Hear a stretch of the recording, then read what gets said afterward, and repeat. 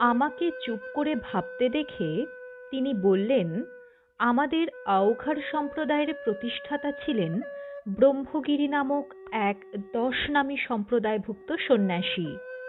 তিনি দৈবক্রমে গোরখনাথজির কৃপা লাভ করে আওঘর নামে এক মতের প্রবর্তন করেন। গুজরাট অঞ্চলে আমাদের মূল গদি আছে।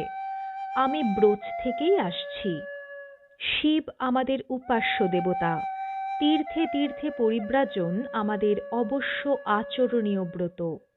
আওঘরের আরও 3টি শাখা আছে, গুদর, রুখর এবং সুখর। তারা কাষায় বর্ণের খেলকা পরিধান করে। রুখর ও সুখরেরা 2 কর্ণে তামা বা পিতল নির্মিত কুণ্ডল ধারণ করে, আর গুদরেরা 1 কর্ণে কুণ্ডল এবং 2য় কর্ণে আওঘরের পদচিহ্নযুক্ত তামার তক্তি রাখে। আমি মূল আওঘরি। আমার গলায় শুধু আওঘর গুরুর পদচিহ্নযুক্ত তক্তি আছে। সাধ্যে কুলালে আওঘরি ও গুদারিরা নর্মদার তটে তটে ঘুরে বেড়ায়। এইসব কথা বলার পরেই শোভানন্দজি আরও বলতে লাগলেন, নর্মদার যখন যে ঘাটে থাকবে সেইখানকার শিব পূজা, রেবা মন্ত্র জপ, ইষ্ট ধ্যান বা সেই ঘাট যাঁর নামে, সেই ঋষির স্মরণ মননের মধ্যেই দিনটি উদযাপন করবে। এই ঘাট পরাশর মুনির তপস্যাস্থল। ব্রহ্মর্ষি বশিষ্ঠের পৌত্র তিনি। বশিষ্ঠপুত্র শক্তি এবং তাঁর পত্নী অদৃশ্যন্তীর পুত্র পরাশর মুনি। পরাশর বৈদিক ঋষি। বেদের অনেক মন্ত্রের তিনি দ্রষ্টা। তাঁর রচিত সংহিতার নাম পরাশর সংহিতা। ইক্ষ্বাকু বংশীয় এক রাজা কলমাশপাদ শক্তির অভিশাপে রাক্ষস রূপে পরিণত হন। রাক্ষসত্ব প্রাপ্ত হয়েই তিনি শক্তিকে ভক্ষণ করেন। পরাশর সেই সময় মাতৃগর্ভে। পুত্র শোকে অধীর হয়ে বশিষ্ঠদেব বারবার আত্মহত্যার চেষ্টা করলেন, কিন্তু প্রতিবারেই তিনি ব্যর্থ হলেন। শোকার্ত হৃদয়ে তিনি যখন আশ্রমে প্রত্যাবর্তন করছিলেন, তখন পেছন দিক থেকে বেদধ্বনি শুনতে পেয়ে চমকে ওঠেন। পিছন ফিরে দেখেন তার পুত্রবধূ অদৃশ্যন্তী তাঁকে অনুসরণ করছেন। অদৃশ্যন্তী তাঁকে জানান যে তাঁর গর্ভস্থ শিশুই বেদ পাঠ করছে। এই শিশুই পরাশর। তিনি যখন মাতৃগর্ভে, তখন বশিষ্ঠ নিজের জীবন পরাশু অর্থাৎ বিসর্জন দিতে কৃত সংকল্প হয়েছিলেন, তাই তার নাম পরাশর। ঋষি পরাশরের উদ্দেশ্যে প্রণাম নিবেদন করেই আমাকে বললেন, দেখে তো ইয়ে শিবলিঙ্গ কন হ্যায়, কেসা হ্যায়? আমার হাত ধরে তিনি মন্দিরস্থ শিবলিঙ্গের কাছে নিয়ে গেলেন। এখানে 2 দিন এসেছি, আমি পূজা করিনি, তিনি শিবের পূজা করেছেন। শিবলিঙ্গের কাছে বসে খুব ভালোভাবে পর্যবেক্ষণ করতে দেখতে পেলাম শিবলিঙ্গের মধ্যে ত্রিপুণ্ড্র বর্তমান। কে যেন রক্তিম শিবলিঙ্গের মধ্যে ত্রিপুণ্ড্রের আকারে 3টি রেখা টেনে দিয়েছেন। কৃত্রিম অর্থাৎ শোভানন্দজি রক্তচন্দনের টান দিয়েছেন কিংবা শতোৎপন্ন স্বাভাবিক কিনা দেখার জন্য লিঙ্গে হাত দিতেই তা গরম মনে হলো। বাবার খাতা দেখে আমি সাধুজিকে বললাম, ঋষি প্রতিষ্ঠিত এই শিবলিঙ্গটি আগ্নেয়লিঙ্গ। এই লিঙ্গের সেবা পূজা করলে তেজ ও জ্যোতির অধিপতি হওয়া যায়। আরূঢ়ং হিত্যা কিলালমুষ্ণস্পর্শং করোত্যলম আগ্নেয়ং তচ্ছশক্তি নিভমথবা শক্তিলাঞ্ছিতম ইদং লিঙ্গবরং স্থাপ্য ভেজসাধিপতির্ভবেৎ। বীরমিত্রদ্বয় ধৃত কালোত্তর নামক প্রাচীন পুস্তকে আগ্নেয়লিঙ্গলক্ষণম প্রকরণে এইসব কথা লেখা আছে। রক্তিম বর্ণ এবং উষ্ণতা চিন্ময়ী শক্তির প্রতীক। আমি এইরকম অত্যাশ্চর্য শিবলিঙ্গ এর আগে কোথাও দেখিনি। সাধু উত্তর দিলেন, নর্মদা মে ऐसा होता ही है। এই পরাশর ঘাট বা পারেশ্বর তীর্থে আমরা দুদিন থেকে তৃতীয় দিনে সকাল 7টা নাগাদ যাত্রা করলাম। অত্যন্ত শীতের জন্য স্নান কেউই করলাম না। নর্মদা স্পর্শ করে এগিয়ে চললাম জঙ্গলের মধ্য দিয়ে। নর্মদার উপর ঘন কুয়াশার আবরণ, জঙ্গলের গাছপালাও ঘন কুয়াশায় ঢাকা। গাছের পাতা হতে টস টস করে জল পড়ছে। সাধু শোভানন্দ চলেছেন আগে আগে, আমি পিছনে। বনের মধ্যে বিরাজ করছে এক অপার্থিব ধরনের স্তব্ধতা। বাতাস বইছে, তারও কোনো শব্দ নাই। পাখির কুজন বা মানুষের সাড়া তো নাই, কোনো জানোয়ারের ডাকও নাই।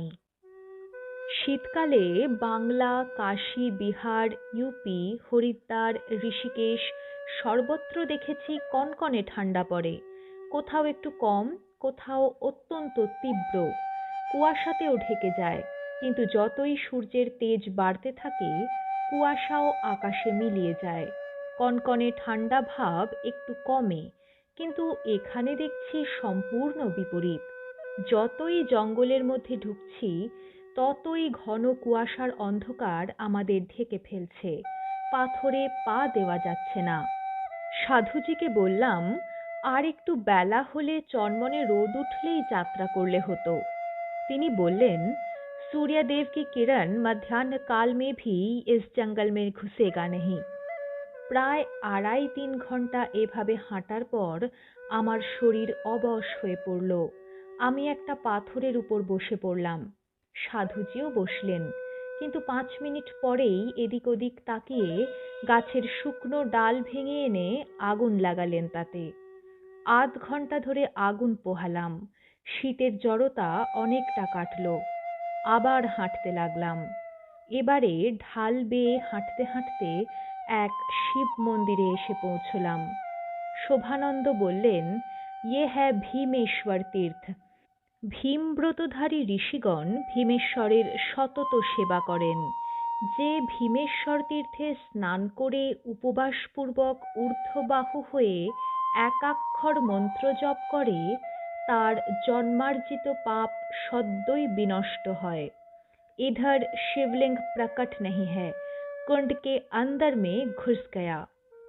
আমি বললাম, আজ পর্যন্ত নর্মদার তীরে যত শিব মন্দির দেখেছি প্রত্যেক শিব মন্দিরের মাহাত্ম্য বর্ণনা করতে গিয়ে আপনিও বলেছেন, আরও অনেক মহাত্মাও আমাকে বলেছেন যে এখানে স্নান করলে জন্মার্জিত পাপ নষ্ট হয়, ওখানে স্নান করলে বা জপ করলে জন্মার্জিত পাপ নষ্ট হয় ইত্যাদি। তাহলে আর পাপ কোথায় যে তার নূতন করে আর নষ্ট হবে? প্রতিদিনই তো নর্মদাতে স্নান করছি, শিব মন্দিরও তো কম দেখা হলো না। আমি আজ স্নানই করব না, শীতও বেশ পড়েছে। পরিক্রমার ব্রত রক্ষা করার জন্য নর্মদার জল স্পর্শ করব মাত্র। সাধু কোনো উত্তর দিলেন না, কিন্তু তার চোখ মুখ দেখে মনে হলো তিনি বিশেষ রুষ্ট হয়েছেন। জরাজীর্ণ মন্দিরের পৈঠায় গাঁঠরি ফেলে রেখে তিনি অতি সাবধানে পাথরের উপর পা ফেলে ফেলে কাঁটা লতা এড়িয়ে নর্মদাতে স্নান করতে গেলেন। বেলা তখন প্রায় 10টা সাড়ে 10টা হবে অনুমান করলাম। নর্মদার উপর কুয়াশার আবরণ কেটে গেছে। স্নান করে এসে শিব পূজার জন্য এদিক ওদিক তাকিয়ে ফুলের সন্ধান করলেন, পেলেন না। অগত্যা কুণ্ডের মধ্যে কুণ্ডস্থিত শিবের উদ্দেশ্যে কমণ্ডলুর জল ঢেলে পৈঠার উপর দাঁড়িয়ে ঊর্ধ্ববাহু হয়ে জপ করতে লাগলেন। 2 ঘন্টা কেটে গেল। বুঝতে পারলাম তিনি এই তীর্থের নিয়ম পালন করছেন। কারণ ভীমেশ্বর তীর্থের অবশ্য পালনীয় কৃত্য সম্বন্ধে মহামুনি মার্কণ্ডেয়র নির্দেশ, জপেত একাক্ষরং মন্ত্রম ঊর্ধ্ববাহুদ দিবাকরে। যেন তাকে তুষ্ট করার জন্যই ধীরে ধীরে নর্মদাতে নামলাম স্নান করতে। স্নান করে এসে আমিও ওং এই একাক্ষর মন্ত্রকে মনে মনে নির্বাচন করে নিয়ে ঊর্ধ্ববাহু হয়ে আধ ঘন্টা জপ করলাম। এবারে দেখলাম সাধুর মুখ প্রসন্ন হাসিতে ভরে উঠল। আমাকে বললেন, শাস্ত্রে কোনো তীর্থ বা দেবতার মহিমা বর্ণনাকালে ফলশ্রুতি হিসাবে এমন অনেক কথা থাকে যা অতিশয়োক্তি বলে মনে হয়, কিন্তু বাক্যের সরলার্থের অন্তরালে এমন অনেক নিগূঢ় তত্ত্ব থাকে যা গভীর মননের দাবি রাখে। পূর্বজন্মার্জিত পাপ নষ্ট হয় মানে পূর্বজন্মার্জিত কর্মমল নষ্ট হয়। কর্মমল নষ্ট হলেই আত্মা নির্মেঘ আকাশের মতো শুদ্ধ সত্তান্বিত অবস্থা প্রাপ্ত হয় না। কর্মমল অপসারিত হবার পরেও তার উপর মাইক মল ও আণব মলের আবরণ থাকে। তা দূর করবার জন্য তপস্যা প্রয়োজন। তপস্যার অনুকূল স্থান তীর্থ, কারণ বহু সন্তের তপস্যার প্রভাবে তীর্থের পরিমণ্ডল বিশুদ্ধ থাকে। সেই জন্য ১ বা ১০০০ তীর্থে তীর্থকৃত্য সম্পন্ন করলেও অন্য তীর্থে তপ জপ স্নানাদি করার প্রয়োজন ফুরায় না। আমি বললাম, তীর্থে অমুক নদীতে স্নান করলে, অমুক দেবতা পূজা করলে পূর্বজন্মার্জিত পাপ, সপ্তজন্মার্জিত পাপ নষ্ট হয়, স্বর্গ লাভ হয় ইত্যাদি যেসব কথা শাস্ত্রকাররা বড় বড় মুনি ঋষির মুখ দিয়ে বলে গেছেন, তাতে যেমন একদিকে বহির্মুখ জীবকে তীর্থকৃত্য ও দেবপূজায় প্রচোদিত করা হয়েছে, তেমনি অন্যদিকে আর একটা খারাপ দিকও আছে। অভিসন্ধিপরায়ণ দুষ্ট লোকেরা তো এই ভেবে পাপ করতে প্ররোচিত হতে পারে যে দরিদ্র ও দুর্বলকে যতই শোষণ করি, জালিয়াতি করি বা অবাধে লুণ্ঠন ও অনাচার ব্যভিচার করি না কেন, সব কিছু পাপাচরণ করে অমুক তীর্থে গিয়ে স্নান করে অমুক দেবতার পূজা করলেই আমি পাপমুক্ত হয়ে যাব। তিনি বললেন, नहीं जी, ऐसा नहीं। जानबूझ के जो पाप करेगा उसको ज्यादा भुगतना ही पड़ेगा। मार्कंडेय मुनि ने बोला, न दैववलं आश्रित्य कदाचित् पापमाचरेत् अज्ञानात् नश्यते क्षिप्रं नोत्तरं तु कदाचन। অর্থাৎ দৈব বল আশ্রয় করে কদাচ পাপ করা কর্তব্য নয়। পাপ অজ্ঞানকৃত হলে তবে তা তপ জপ ক্রিয়াদির দ্বারা নষ্ট হয়, কিন্তু জ্ঞানকৃত হলে তা শত ধর্মানুষ্ঠানেও ধ্বংস হয় না। তার ফল অবশ্যই ভুগতে হবে। শৈলেন্দ্র নারায়ণজি, আজ আমাদের ঝুলি শূন্য। নর্মদা মাতা আজ আমাদের ভাগ্যে আহার রাখেননি। এখন চলো পরিক্রমার পথে বেরিয়ে পড়ি। প্রায় ৫ মাইল হেঁটে গেলে সন্ধ্যার পূর্বেই আমরা নারদেশ্বর ঘাটে পৌঁছে যেতে পারবো। ভীমেশ্বরের উদ্দেশ্যে প্রণাম করে আমরা হাঁটতে আরম্ভ করলাম। পথ একই, সেই দুর্ভেদ্য জঙ্গলের পথ, কখনো চড়াই কখনো উতরাই। প্রায় ঘণ্টাখানিক হাঁটার পর কানে ভেসে এলো শত শত শিঙা ও ডমরুর গুরুগম্ভীর ধ্বনি, তার সঙ্গে শত শত কণ্ঠের আওয়াজ, হর নর্মদে হর। সেই ধ্বনি লক্ষ্য করে আমরা হাঁটতে লাগলাম অন্ধকারময় জঙ্গলের মধ্য দিয়ে। শোভানন্দজি বললেন, নিকটেই কোনো পরিষ্কার উপত্যকা নিশ্চয়ই আছে, সেখানে পরিক্রমাবাসী সাধুদের জমাত এসে ছাউনি ফেলেছে। তাদেরই কণ্ঠস্বর এবং শিঙা ডমরুর শব্দ শুনতে পাচ্ছি। আজ থেকে ২০০ বছর আগে কমল ভারতী নামে একজন সিদ্ধ মহাপুরুষ নর্মদা মাতার কৃপা লাভ করে বৈদিক ও পৌরাণিক যুগের প্রচলিত নর্মদা পরিক্রমার লুপ্তপ্রায় ধারাকে পুনরায় জাগ্রত করেন। সারা ভারতের হাজার হাজার সাধু তাঁর জমায়েতে যোগ দিয়ে নর্মদা পরিক্রমা করতেন। রেওয়া ও ইন্দোরের মহারাজরা ছাড়াও আরও অনেক ধনী শেঠ চাল ডাল আটা ঘি কম্বলাদি ভেট দিয়ে এই জামাতের সেবা করতেন। কমল ভারতীজির প্রভাবেই নর্মদার তীরে স্থানে স্থানে সদাবর্তও গড়ে উঠেছে। বহু জীর্ণ ভগ্ন শিব মন্দিরের সংস্কারও তিনি করে গেছেন। 1856 সালে তাঁর নর্মদা প্রাপ্তির পর গৌরীশঙ্কর ব্রহ্মচারী নামে আর এক সিদ্ধ তপস্বী এই জামাত পরিচালনার ভার পান। তিনি একবার ক্ষিপ্ত হয়ে নর্মদা তীরের শিবলিঙ্গ ভাঙতে থাকেন। ওই সময় ঘোর উন্মাদ অবস্থায় স্বয়ং মাতা নর্মদা তাঁকে দর্শন দিয়ে বিভূতি দান করেন। তিনি সম্পূর্ণভাবে নীরোগ হন। ওই বিভূতি সর্বরোগহর। বিভূতির প্রভাবে তিনি মৃতপ্রায় রোগীকেও রোগমুক্ত করতে পারতেন।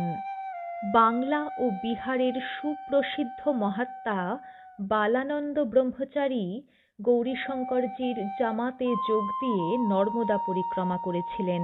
গৌরীশঙ্করজিরও নর্মদা প্রাপ্তি ঘটেছে 1888 সালে। বর্তমানে এই জামাত পরিচালনার ভার পেয়েছেন আমার দোস্ত কাশিকানন্দ ব্রহ্মচারী মহারাজ। তিনি ওঙ্কারেশ্বরে থাকেন। চলো দেখি গিয়ে তিনি নিজেই জামাতের সঙ্গে এসেছেন কিনা।